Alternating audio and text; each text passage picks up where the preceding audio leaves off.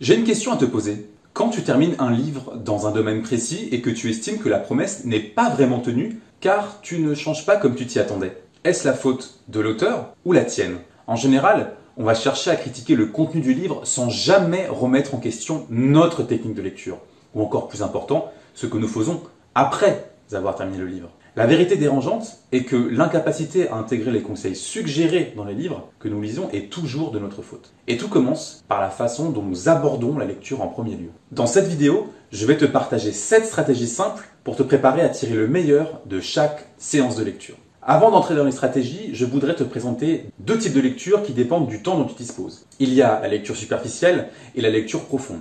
Je t'explique. La lecture superficielle, c'est lorsque tu fais la queue en attendant ton repas ou ton café et que tu as quelques minutes à perdre. Étant donné les circonstances, le bruit ambiant et le peu de temps à disposition, tu peux lire quelques pages au lieu de perdre ton temps sur des réseaux sociaux. Quand j'ai quelques minutes, je lis. Ça peut être quelques paragraphes, une page ou 2. Ici, je n'ai pas beaucoup d'attente, je ne cherche pas à comprendre profondément ce que l'auteur dit, je veux juste me rappeler de la dernière page que j'ai lue, je veux juste faire de petits progrès, je veux lire au lieu de consommer des informations non pertinentes en ligne. Ça, c'est ce que j'appelle la lecture superficielle. La lecture profonde, c'est un autre niveau. C'est comme aller à la salle de sport pour ton cerveau. Après tout, on ne se retrouve pas à la salle de sport par hasard. On y va avec une intention, on est pleinement conscient qu'on va faire du sport pendant 1 heure, plus ou moins.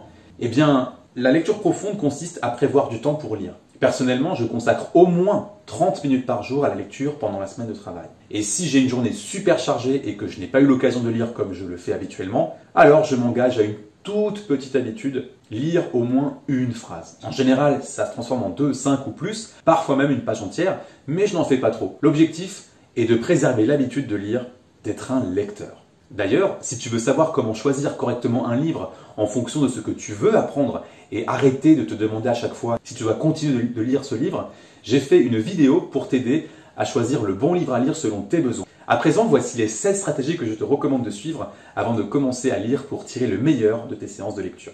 Premier conseil, prévois du temps pour lire dans ton emploi du temps. En général, le meilleur moment pour lire, c'est le matin parce que ton esprit est encore frais. Le soir, avant d'aller se coucher, peut être un bon compromis si tu as un emploi du temps très chargé. Je t'invite à définir un temps minimal de lecture chaque jour et de l'ajouter dans ton agenda ou ton application de calendrier. Perso, j'utilise Google Agenda, c'est simple et accessible. Deuxième conseil, fais le vide dans ta tête. Si tu as passé une journée chargée et si beaucoup de choses se sont déroulées, écris-les. Prends quelques minutes pour noter ce qui te passe par la tête. Tu pourrais noter ce qui s'est bien passé, ce qui s'est moins bien passé et ce que tu comptes faire prochainement pour t'améliorer. Peu importe ce que tu notes, ce petit moment te permettra de te calmer un peu pour te préparer à la lecture profonde. Tout cela va alléger la charge mentale de ton cerveau qui sera dans de meilleures dispositions pour accueillir de nouvelles informations. De cette manière, lorsque tu prendras le temps de lire, tu seras beaucoup moins perturbé par des pensées aléatoires car tu les auras couchées sur papier. Troisième conseil, trouve ton moment de paix. En fonction de ta journée typique, tu as certainement un moment idéal pour te poser et lire. Cela peut être avant le petit déjeuner, après le déjeuner, après ta journée de travail en rentrant chez toi ou le soir avant d'aller te coucher. Selon le moment de ta journée, tu devrais avoir un coin tranquille à disposition pour t'isoler et être en paix. Le mieux, c'est de t'installer dans ton fauteuil préféré et de préparer ta boisson préférée comme un thé ou un café. Quatrième conseil, bloque les distractions.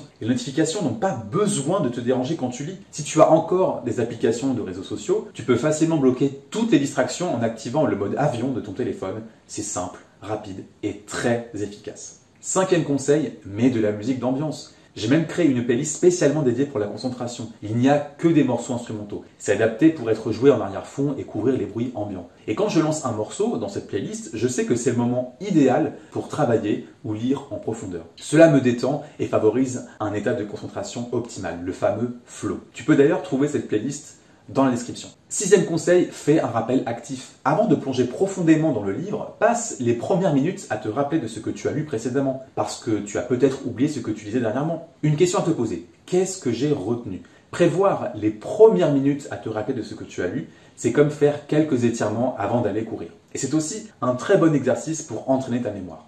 Septième conseil, prends un carnet de notes. J'utilise très souvent l'application Google Keep pour prendre des notes quand je lis. Ce qui veut dire que mon carnet est toujours avec moi car je lis beaucoup sur mon téléphone. Je lis un livre papier quand je l'estime vraiment de qualité pour l'avoir dans ma bibliothèque et l'avoir à portée de main.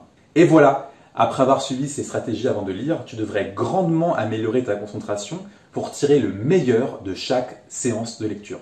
J'espère que tu as trouvé cette vidéo utile et si c'est le cas, je t'invite à liker la vidéo et à t'abonner à ma chaîne. Je te dis à très vite pour une prochaine vidéo.